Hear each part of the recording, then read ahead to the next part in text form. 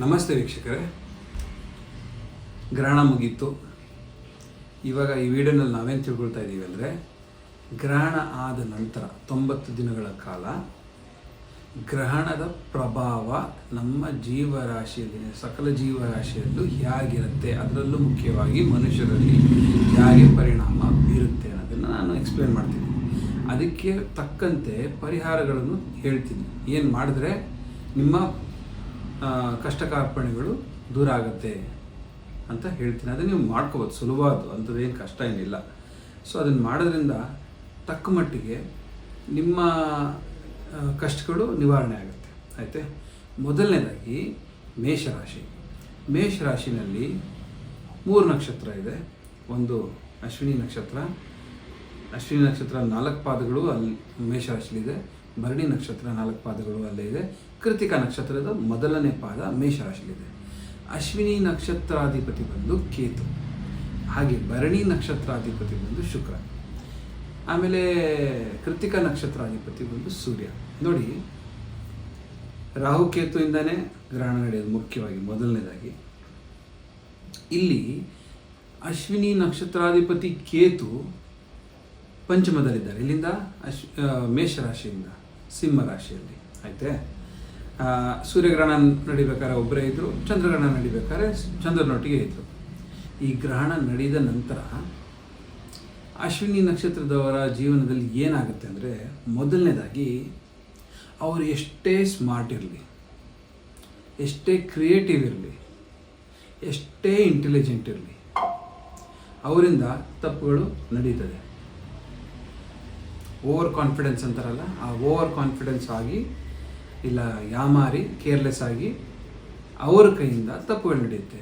ತಪ್ಪು ಡಿಸಿಷನ್ ತಗೊಳ್ತಾರೆ. ಮತ್ತು ಯಾರ ಮೇಲೆ ನಂಬಿಕೆ ಇಡಬಾರ್ದು ಅವ್ರ ಮೇಲೆ ನಂಬಿಕೆ ಇಡ್ತಾರೆ. ಯಾವಾಗ ಮಾತಾಡ್ತಾ ಇರ್ತಾರೆ, ಏನು ಮಾತಾಡಬಾರ್ದು ಬಾಯಿ ತಪ್ಪಿ ಬಾಯಿ ಬಂದಂಗೆಲ್ಲ ಮಾತಾಡ್ತಾ ಇರ್ತಾರೆ. ಅಂದರೆ ನನ್ನ ಅರ್ಥ, ಒಬ್ಬರಿಗೆ ಅಶ್ಯೂರೆನ್ಸ್, ನಾನು ಇದ್ದೀನಿ, ನೀನು ಮಾಡು ಅಂತ ಹೇಳ್ತಾರಲ್ಲ ದೊಡ್ಡವರು. ನಾನು ಎಲ್ಲ ವಯಸ್ಸಿನವ್ರಿಗೆ ಹೇಳ್ತಾರೆ, ಚಿಕ್ಕ ಮಕ್ಕಳಿಂದ ದೊಡ್ಡವ್ರವ್ರಿಗೆ. ಅಂದರೆ ಚಿಕ್ಕ ಮಕ್ಕಳು ಆ ಥರ ಹೇಳ್ದೇ ಹೋದ್ರು ದೊಡ್ಡವ್ರು ಹೇಳ್ತಾರೆ.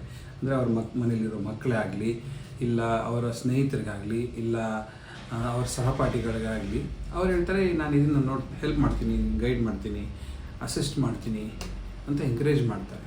ಆದರೆ ಆ ಹೇಳಿರೋ ಮಾತು ಅವ್ರು ಉಳಿಸ್ಕೊಳ್ಳೋದಿಲ್ಲ ಒಂದು. ಮತ್ತು ಓವರಾಗಿ ಪ್ರಾಮಿಸ್ ಮಾಡಿಬಿಡ್ತಾರೆ. ಅಂದರೆ ಏನಾದರೂ ಒಂದು ಕೆಲಸ, ಯಾರಾದರೂ ಒಂದು 4 ಜನ ಬರ್ತಾರೆ, ನನಗಿದು ಸ್ವಲ್ಪ ಸಹಾಯ ಮಾಡಪ್ಪ ಅಂತ, ಇಲ್ಲ ಸಹಾಯ ಮಾಡೋಣ ಅಂತ. ಇವರು ಶೋ ಆಫ್ ಮೆಂಟಾಲಿಟಿಯಿಂದ, ಅಷ್ಟೇ ತಾನೇ, ನಾನು ಇದ್ದೀನಿ, ನಾನು ಹೆಲ್ಪ್ ಮಾಡ್ತೀನಿ ಅಂತ ಎಲ್ಲರಿಗೂ ಆಶ್ವಾಸನೆ ಕೊಟ್ಬಿಡ್ತಾರೆ. ಆದರೆ ಆಶ್ವಾಸನೆ ಕೊಟ್ಟಂಗೆ ನೋಡ್ಕೊಳ್ಳೋದು ಭಾಳ ಕಷ್ಟ ಆಗುತ್ತೆ. ಒಂದು. ಎರಡನೇದು, ಅವರ ಬುದ್ಧಿಗೆ ಒಂಥರ ಮಂಕ್ ಬಡ್ದಂಗೆ ಇರುತ್ತೆ. ಏನೋ ಇಂಟ್ರೆಸ್ಟ್ ಇಲ್ಲ, ಏನೋ ಒಂಥರ ವಿಚಿತ್ರವಾಗಿ ಎಲ್ಲೋ ತಲೆ ಇರುತ್ತೆ. ಏನೋ ಮಾಡಬೇಕಂತ ಇರ್ತಾರೆ, ಸ್ಟಾರ್ಟ್ ಮಾಡ್ತಾರೆ, ಸ್ವಲ್ಪ ದಿನ ಆದಮೇಲೆ ಇಂಟ್ರೆಸ್ಟೇ ಹೋಗ್ಬಿಡುತ್ತೆ. ಇಂಟ್ರೆಸ್ಟು ತುಂಬ ಕಮ್ಮಿ ಆಗುತ್ತೆ. ತುಂಬ ಸೋಂಬೇರಿತನ ಇರುತ್ತೆ. ತುಂಬ ಸೋಂಬೇರಿತನ ಯಾಕಿರುತ್ತೆ ಅಂದರೆ, 7.5 ಆಲ್ರೆಡಿ ನಡೀತಾ ಇದೆ. ಅದರೊಟ್ಟಿಗೆ ಶನೇಶ್ವರನ ಜೊತೆ ಶುಕ್ರನೂ ಇದ್ದಾರೆ. ಸೊ ಇವರು ಬರೀ ಸೋಂಬೇರಿತನ ಅಲ್ಲ, ಬೆಳಗ್ಗೆ ಯಾರಾದರೂ ಎಬ್ಬರಿಸೋಕ್ಕೆ ಹೋದರೆ, ದೊಡ್ಡವರಾಗಿರಲಿ ಚಿಕ್ಕವರಾಗಿರಲಿ, ದೊಡ್ಡವರು ಅಂದರೆ ತಂದೆ ತಾಯಿ, ಮಕ್ಕಳಿಗೆ ಎಬ್ಬರಿಸೋಕ್ಕೆ ಹೋದರೆ ಒಂದು ಅರ್ಧ ಗಂಟೆ ಅಮ್ಮ, ಒಂದು 10 ನಿಮಿಷ ಅಮ್ಮ ಅಂತಾರೆ. ಇನ್ನೂ ಚೆನ್ನಾಗಿ ನಿದ್ದೆ ಮಾಡ್ತಾರೆ. ಒಂಥರ ಅವ್ರಿಗೆ ಕಂಫರ್ಟು ಜಾಸ್ತಿ ಎಕ್ಸ್ಪೆಕ್ಟ್ ಮಾಡ್ತಾರೆ. ಹಂಗೆ ಸಿಗುತ್ತೆ ಕೂಡ. ಇವಾಗ ತಂದೆ ತಾಯಿ ಎದ್ದೋಳು ಅಂದರೆ ಒಂದು 10 ನಿಮಿಷ ಅಂದರೆ 10 ನಿಮಿಷ ಇರಲಿ ಬಿಡು ಅಂತ ಅಂದ್ಕೊಂಡ್ರೆ 10 ನಿಮಿಷ ಅರ್ಧ ಗಂಟೆ ಆಗುತ್ತೆ, 1 ಅವರ್ ಆಗುತ್ತೆ. ವೀಕ್ ಡೇಸಲ್ಲಂತೂ ತುಂಬಾ ಸೋಂಬೇರಿತನ ಇರುತ್ತೆ. ಯಾವುದೇ ಕೆಲಸ ಮಾಡಬೇಕಾದ್ರೂ, ಇಲ್ಲ ಓದಬೇಕಾದ್ರೂ ಒಂಥರ ಲೇಸಿನೆಸ್ ಜಾಸ್ತಿ ಇರುತ್ತೆ. ಆ್ಯಕ್ಟಿವ್ನೆಸ್ ಇರಲ್ಲ. ಯಾವಾಗಲೂ ಕಂಫರ್ಟ್ ಬಗ್ಗೆನೇ ತಲೆ ಓಡ್ತಾ ಇರುತ್ತೆ. ಅಂದರೆ ಊಟದಲ್ಲಾಗಿರ್ಬೋದು, ಖರ್ಚು ಮಾಡೋದ್ರಲ್ಲಾಗಿರ್ಬೋದು. ಖರ್ಚು ಮಾಡೋದೇನೆಂದರೆ ತಿನ್ನೋದಕ್ಕೆ, ಬಟ್ಟೆಗೆ, ಹೊರಗಡೆ ಹೋಗೋದು, ಸುತ್ತಾಡೋದು, ಅದರಲ್ಲೇ ಇರ್ತಾರೆ ವಿನಃ ಆ್ಯಕ್ಟಿವ್ ಆಗಿ ಏನು ಪ್ರೊಡಕ್ಟಿವ್ ಆಗಿ ಮಾಡಬೇಕು ಅಂತ ಅಂದ್ಕೊಂಡಿರೋದನ್ನು ಅವ್ರು ಕಂಪ್ಲೀಟ್ ಮಾಡೋದಿಲ್ಲ. ಮುಂಚೆ ಈ ಗ್ರಹಣದ ಮುಂಚೆ ಎಷ್ಟು ಸ್ಮಾರ್ಟ್ನೆಸ್ಸು ಎಷ್ಟು ಕ್ರಿಯೇಟಿವಿಟಿ ಇತ್ತೋ ಬರ್ತಾ ಬರ್ತಾ ಬರ್ತಾ ಬರ್ತಾ ಅದೆಲ್ಲ ಕಮ್ಮಿ ಆಗುತ್ತೆ. ಅದರೊಟ್ಟಿಗೆ ಏಕಾದಶ ಭಾವದಲ್ಲಿ ಅಂದರೆ ಕುಂಭರಾಶಿನಲ್ಲಿ ಸೂರ್ಯ, ರಾಹು, ಬುಧ, ಕುಜ ಇವರು ಇರೋದ್ರಿಂದ ಸುಮ್ಮನೆ ಸೆಟ್ ಮಾಡ್ಕೊಳ್ಳೋಕೆ ಸ್ಟಾರ್ಟ್ ಮಾಡ್ತಾರೆ. ಸುಮ್ಮನೆ ಅಂದರೆ ಏನೋ ಅನ್ಕಂಫರ್ಟಬಲ್, ಅವರಿಗೆ ಒಂಥರ ರಿಲ್ಯಾಕ್ಸ್ಡ್ ಇರಲ್ಲ, ಕಂಫರ್ಟ್ನೆಸ್ ಇರಲ್ಲ.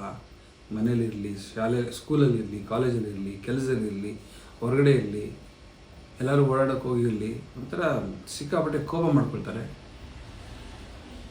ಅದರೊಟ್ಟಿಗೆ ಅನಾವಶ್ಯಕವಾಗಿ ಜಗಳನೂ ಮಾಡ್ತಾರೆ. ಸೊ ಅಶ್ವಿನಿ ನಕ್ಷತ್ರದವ್ರು ಏನು ಮಾಡಬೇಕು ಮುಖ್ಯವಾಗಿ ಅಂದರೆ ಸುಂದರಕಾಂಡ ಪಠನೆ ಮಾಡಬೇಕು ಅಥವಾ ಸುಂದರಕಾಂಡ ಕೇಳಬೇಕು. ಯೂಟ್ಯೂಬ್ನಲ್ಲಿ ಸುಂದರಕಾಂಡ ಸರ್ಚ್ ಮಾಡಿ. ಸುಂದರಕಾಂಡ ಈ 90 ದಿನಗಳ ಕಾಲ ಸಂಪೂರ್ಣವಾಗಿ ಕೇಳ್ತಾ ಇರೋದು ಒಳ್ಳೆಯದು. ಅದರಲ್ಲೂ 7.5 ಇರೋದ್ರಿಂದ ಇಡೀ ವರ್ಷ ಕೇಳಿದ್ರು ಪ್ರತಿದಿನ 1 ಅವರ್ ಸುಂದರಕಾಂಡ ಕೇಳ್ತಾ ಇದ್ದರೆ ಅದಕ್ಕೆ ಅಂತ ತುಂಬಾ ಒಳ್ಳೆಯದು. ಯಾಕೆಂದರೆ ನೀವು ಸುಂದರಕಾಂಡ ಕೇಳಿ ಕೇಳಿ ಕೇಳಿ ಕೇಳಿ ಆಂಜನೇಯನ ಮೇಲೆ ಅಷ್ಟು ಭಕ್ತಿಯಿಂದ ಧ್ಯಾನ ಮಾಡಿ ಹನುಮಾನ್ ಚಾಲಿಸ ಕೂಡ ಕೇಳಿದ್ರೆ ಪ್ರತಿನಿತ್ಯ, ಇದು ಮಾತ್ರ ಬರೆದಿಟ್ಕೊಳ್ಳಿ, ಪ್ರತಿನಿತ್ಯ ನೀವು ಕೇಳಿದ್ರೆ ನಿಮಗೆ ಸಂಕಷ್ಟ ಎದುರಾದಾಗ ನಿಮ್ಮೊಟ್ಟಿಗೆ ಆಂಜನೇಯ ಕೈ ಹಿಡ್ಕೊಂಡಿರ್ತಾರೆ. ಇದು ಮಾತ್ರ ಬರ್ಕೊಡ್ತೀನಿ ಫಸ್ಟ್ ಶೋರ್, ಡೆಫಿನೆಟ್. ಆದರೆ ಇಷ್ಟೇ ಬೇಕಾಗಿರೋದು ನಿಮ್ಮ ಭಕ್ತಿ, ನಿಮ್ಮ ಶ್ರದ್ಧೆ, ನಿಮ್ಮ ಡೆಡಿಕೇಶನ್, ಆಮೇಲೆ ನಿಮ್ಮ ನಂಬಿಕೆ ಆಂಜನೇಯನಲ್ಲಿ. ಇನ್ನೇನು ಮಾಡೋ ಅವಶ್ಯಕತೆ ಇಲ್ಲ. ಈ 90 ದಿನ ಅಂತೂ ತುಂಬ ಸೂಕ್ಷ್ಮ, ತುಂಬಾ ಸೂಕ್ಷ್ಮ.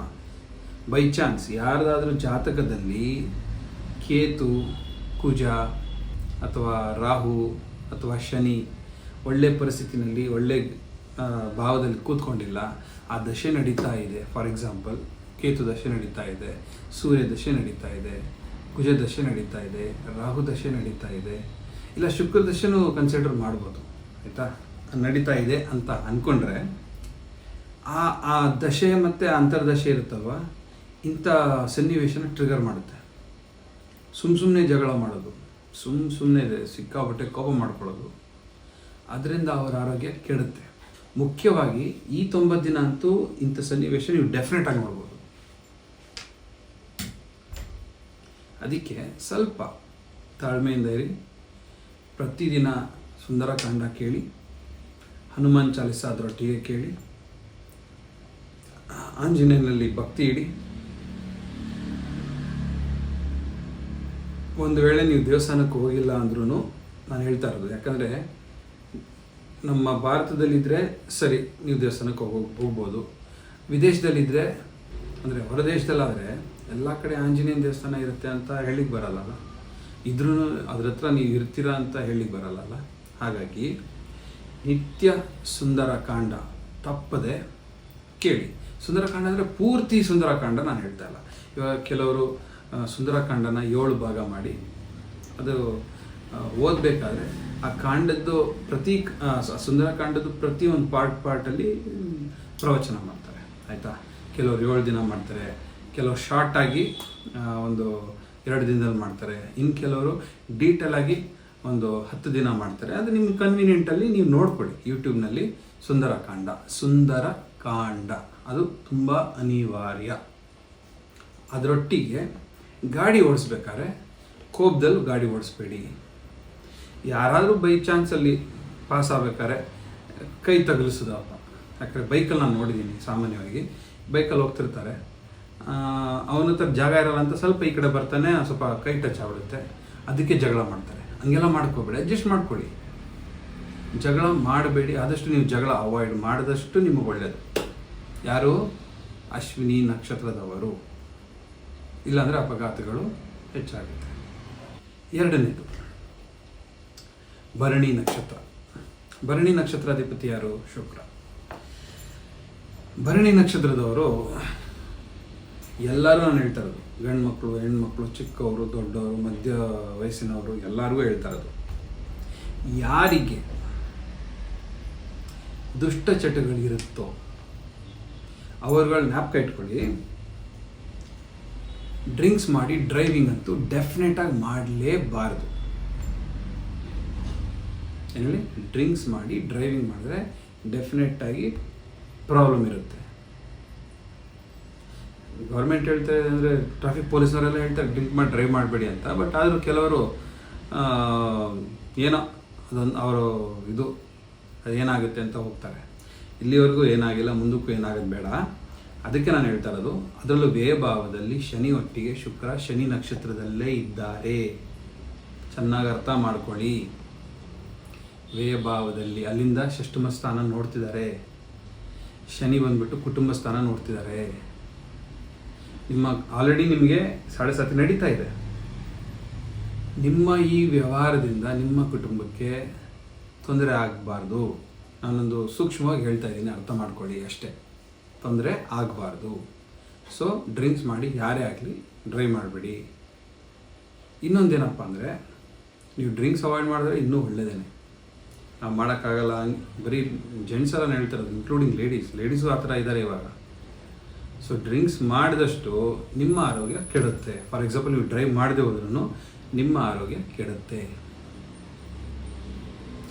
ಹೊಟ್ಟೆ ನೋವು ಬರುತ್ತೆ. ಫಸ್ಟು ಹೊಟ್ಟೆ ನೋವು ಏನಕ್ಕೆ ಬರುತ್ತೆ ಅಂದರೆ, ಶುಕ್ರ ಕುಟುಂಬ ಸ್ಥಾನ ಅಂದರೆ 2ನೇ ಮನೆ ಅಧಿಪತಿ ಹಾಗೂ ಸಪ್ತಮಾಧಿಪತಿಯಾಗಿ ದ್ವಾದಶದಲ್ಲಿದ್ದಾಗ ಒಂದು ನೀವೇನು ತಿನ್ನಬಾರ್ದೋ ಅದನ್ನು ತಿಂದ್ಬಿಟ್ಟು ಸ್ಟಮಕ್ ಅಪ್ಸೆಟ್ ಆಗುತ್ತೆ, ಫುಡ್ ಪಾಯ್ಸನಿಂಗ್ ಆಗುತ್ತೆ.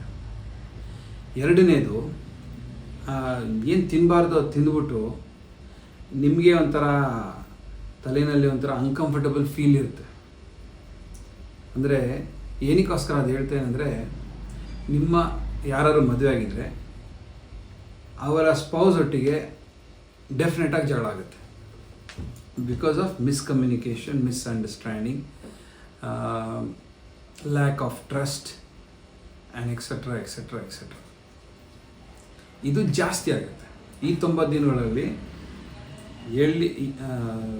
ನನಗೆ ಹೇಳೋಕ್ಕೆ ಇಷ್ಟ ಆಗ್ತಾಯಿಲ್ಲ. ಈ 90 ದಿನಗಳಲ್ಲಿ ಸ್ವಲ್ಪ ಹುಷಾರಾಗಿರಬೇಕು. ಆದಷ್ಟು ಜಾಸ್ತಿ ಮಾತಾಡಬಾರ್ದು. ಕೋಪ ಬಂದರೆ ಮಾತಾಡಬೇಡಿ, ಅಲ್ಲಿಂದ ಎದ್ದೋಗ್ಬಿಡಿ. ಇಲ್ವಾ, ಸೈಲೆಂಟಾಗಿ ಕೂತ್ಕೊಂಡ್ಬಿಡಿ. ನಿಮ್ಮ ಇಷ್ಟದ ವಿರುದ್ಧ ಏನಾದ್ರು ನಡೀತಾ ಇತ್ತು ಅಂದರೆ ಆ ಜಾಗ ಖಾಲಿ ಮಾಡಿ. ಯಾರಿಗೂ ದೋಷಿಸಬೇಡಿ, ದ್ವೇಷಿಸಬೇಡಿ. ಇನ್ನು ಕೆಲವು ಭರಣಿ ನಕ್ಷತ್ರದವರಿಗೆ ಡಿವೋರ್ಸ್ ಆಗೋ ಚಾನ್ಸಸ್ಸು ಇದೆ. ಭರಣಿ ನಕ್ಷತ್ರದವ್ರಿಗೆ ಯಾಕೆಂದರೆ ದಶಮಾಧಿಪತಿ ಏಕಾದಶಾಧಿಪತಿ ವ್ಯಯಭಾವದಲ್ಲಿರೋದ್ರಿಂದ ಈ ಚಾನ್ಸಸ್ ಇದೆ.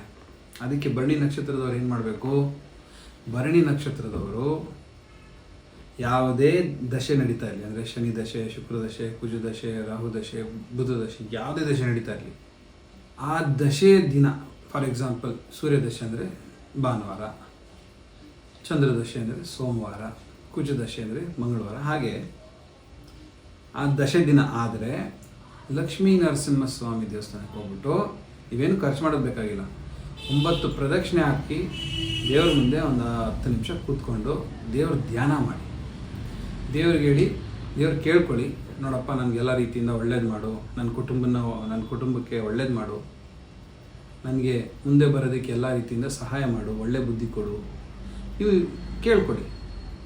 ಅದರೊಟ್ಟಿಗೆ ನೀವು ವಿಷ್ಣು ಸಹಸ್ರನಾಮ ಕೇಳಿದಷ್ಟು ಒಳ್ಳೆಯದು. ಪ್ರತಿದಿನ 1 ಸರಿ ಆದರೂ ವಿಷ್ಣು ಸಹಸ್ರನಾಮ ಅದು ಯಾವಾಗಲಾದರೂ ಕೇಳಿ. ಬೆಳಗ್ಗೆ, ಮಧ್ಯಾಹ್ನ, ಸಾಯಂಕಾಲ, ರಾತ್ರಿ, ಮಧ್ಯರಾತ್ರಿ.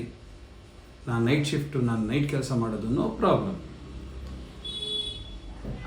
ಆಫೀಸಿಂದ ಮನೆಗೆ ಬರಬೇಕಾದ್ರೆ ಟ್ರಾವೆಲ್ ಅಂದರೆ ಆಫೀಸ್ ವೆಹಿಕಲ್ ಇತ್ತು ಅಂದರೆ ಆಫೀಸ್ ವೆಹಿಕಲಲ್ಲೇ ಕುತ್ಕೊಂಡು ವಿಷ್ಣು ಸಹಸ್ರನಾಮ ಕೇಳಿ, ಅಥವಾ ಮನೆಗೆ ಬಂದ ಮೇಲೆ ವಿಷ್ಣು ಸಹಸ್ರನಾಮ ಕೇಳಿ. ಹೆಂಗೋ ಒಂದು ಮ್ಯಾನೇಜ್ ಮಾಡಿ ಪ್ರತಿದಿನ ವಿಷ್ಣು ಸಹಸ್ರನಾಮ ಕೇಳಿ. ಆಮೇಲೆ ಭಕ್ತಿಯಿಂದ, ಶ್ರದ್ಧೆಯಿಂದ ಆ ಲಕ್ಷ್ಮೀ ನರಸಿಂಹಸ್ವಾಮಿಗೆ ಕೇಳ್ಕೊಳ್ಳಿ, ನಿಮಗೆಲ್ಲ ರೀತಿಯಿಂದ ಒಳ್ಳೆಯದಾಗಬೇಕು. ಆದಷ್ಟು ಡ್ರಿಂಕ್ಸ್ ಮಾಡೋದು ಅವಾಯ್ಡ್ ಮಾಡಿ. ಇವಾಗ ಕೃತಿಕಾ ನಕ್ಷತ್ರ ಮೊದಲನೇ ಪಾದ ಸೂರ್ಯ ನಕ್ಷತ್ರಾಧಿಪತಿ. ಕೃತಿಕಾ ನಕ್ಷತ್ರದವ್ರಿಗೆ ಸಿಕ್ಕಾಪಟ್ಟೆ ತಲೆನೋವು ಬರುತ್ತೆ. ಮೈಗ್ರೇನ್ ಥರ, ಒಂದೇ ಸೈಡ್ ತಲೆನೋವು, ತಲೆ ಭಾರ. ಇನ್ನೊಂದೇನಪ್ಪ ಅಂದರೆ, ಕೃತಿಕಾ ನಕ್ಷತ್ರದವರು ಲೇಡೀಸ್ ಆಗಲಿ ಜೆಂಟ್ಸ್ ಆಗಲಿ ತಲೆ ಸ್ನಾನ ಮಾಡೋದು ಜಾಸ್ತಿ ಮಾಡ್ತಾರೆ. ಈ ಬಿಸಿಲಲ್ವಾ, ಸ್ವಲ್ಪ ಡೈಲಿ ತಲೆ ಸ್ನಾನ ಮಾಡೋದು ಒಂಥರ ಫ್ರೆಶ್ ಆಗಿರುತ್ತೆ ಅನ್ನೋದಕ್ಕೋಸ್ಕರ ಮಾಡ್ತಾರೆ. ಅದು ಮಾಡಿದ ನಂತರ ತಲೆ ಸರಿಯಾಗಿ ಒರೆಸ್ಕೊಳ್ಳಲ್ಲ, ಅದರಿಂದನೂ ಪ್ರಾಬ್ಲಮ್ ಆಗುತ್ತೆ, ಅದರಿಂದನೂ ಮೈಗ್ರೇನ್ ತಲೆನೋವು ಹೆಚ್ಚಾಗುತ್ತೆ. ಆಮೇಲೆ ಕೃತಿಕಾ ನಕ್ಷತ್ರದ ಮಕ್ಕಳು ಅಂದರೆ ಗಂಡ ಹೆಂಡತಿ ಇರ್ತಾರೆ, ಅವ್ರ ಮಕ್ಕಳು, ಗಂಡು ಮಕ್ಕಳು ಹೆಣ್ಮಕ್ಳು ಇಲ್ಲ ಎಷ್ಟೇ ಮಕ್ಕಳು ಇರಲಿ, ಒಂದೇ ಮಕ್ಕಳು ಇರಲಿ, ಆಯಿತಾ, ಮಕ್ಕಳು ತಂದೆ ತಾಯಿ ಹೆಸರು, ನಮ್ಮ ತಂದೆ ತಾಯಿ ಮಾತು ಕೇಳೋದಿಲ್ಲ. ತಂದೆ ತಾಯಿ ಇದು ಮಾಡಬೇಡ ಅಂದರೆ ಅದು ತದ್ವಿರುದ್ಧವಾಗಿ ಅದನ್ನು ಮಾಡಿರ್ತಾರೆ. ಒಂದು ಎಕ್ಸಾಂಪಲ್ ನಾನು ಕೊಟ್ಟೆ. ಕೇಳೋದಿಲ್ಲ ಅಂದರೆ ಸ್ವಲ್ಪ ಮಕ್ಕಳು ಮತ್ತು ತಂದೆ ತಾಯಿ ಒಟ್ಟಿಗೆ ಸ್ವಲ್ಪ ಅಷ್ಟು ಬಾಂಡಿಂಗ್ ಚೆನ್ನಾಗಿರೋದಿಲ್ಲ, ಸ್ವಲ್ಪ ಮಿಸ್ಕಮ್ಯುನಿಕೇಷನ್ ಆಗುತ್ತೆ. ಮಿಸ್ಕಮ್ಯುನಿಕೇಷನ್ ಅನ್ನೋದಕ್ಕಿಂತ ಟ್ರಸ್ಟ್ ಫ್ಯಾಕ್ಟರ್ ತುಂಬ ಕನ್ಸರ್ನ್ ಆಗುತ್ತೆ. ಅದು ಒಂದು. ಆಫೀಸ್ನಲ್ಲಿ ನಾನು ಹೇಳ್ತಿರೋದು ಕೃತಿಕಾ ನಕ್ಷತ್ರದ ಮೊದಲನೇ ಪಾದಕ್ಕೆ, 2, 3, 4ನೇ ಪಾದಕ್ಕಲ್ಲ, ಅದು ವೃಷಭ ರಾಶಿ, ಅದು ಸಪ್ರೇಟಾಗಿ ಹೇಳ್ತೀನಿ. ಸೊ ಕೃತಿಕಾ ನಕ್ಷತ್ರದ ಮೊದಲನೇ ಪಾದ ಇರೋದು ನಾನು ಪರ್ಟಿಕ್ಯುಲರಾಗಿ ಹೈಲೈಟ್ ಮಾಡ್ತಿರೋದು. ಅವರ ಮಕ್ಕಳು ಇವರ ಮಾತು ಅಂದರೆ ತಂದೆ ತಾಯಿ ಈ ಕೃತಿಕಾ ನಕ್ಷತ್ರದವರ ಮಾತು ಕೇಳುವುದಿಲ್ಲ. ಒಂದು. ಎರಡನೇದು, ಕೃತಿಕಾ ನಕ್ಷತ್ರದವರು ಡ್ರೈವಿಂಗ್ ಮಾಡಬೇಕಾದ್ರೆ ಇವರಿಂದನೋ ಇಲ್ಲ ಆಪೋಸಿಟಿಂದ ಬರ್ತಾ ಇರ್ತಾರಲ್ಲ, ಒಟ್ಟಿನಲ್ಲಿ ಹೆಂಗೋ ಆಕ್ಸಿಡೆಂಟ್ಗಳು ಜಾಸ್ತಿ ಆಗುತ್ತೆ. ಈ 90 ದಿನ 90 ಡೇಸ್ ಫಾರ್ ಶೋರ್ ಆಕ್ಸಿಡೆಂಟ್ಗಳು ಜಾಸ್ತಿ ಆಗುತ್ತೆ. ಕೃತಿಕಾ ನಕ್ಷತ್ರದವ್ರಿಗೆ ಭುಜ, ಎದೆ ನೋವು ಇನ್ಕ್ಲೂಡ್ ಜಾಸ್ತಿ ಆಗುತ್ತೆ. ಅಂದರೆ ತಲೆ, ಭುಜ, ಎದೆ ನೋವು ಹೆಚ್ಚಾಗುತ್ತೆ. ಅದರೊಟ್ಟಿಗೆ ಏನಾದರೂ ಶನಿ ದಶೆ ಅಥವಾ ಶುಕ್ರದಶೆ ನಡೀತಾ ಇತ್ತು ಅಂದರೆ ಅದು ಸಾಡೆ ಬೇರೆ ಇದೆ.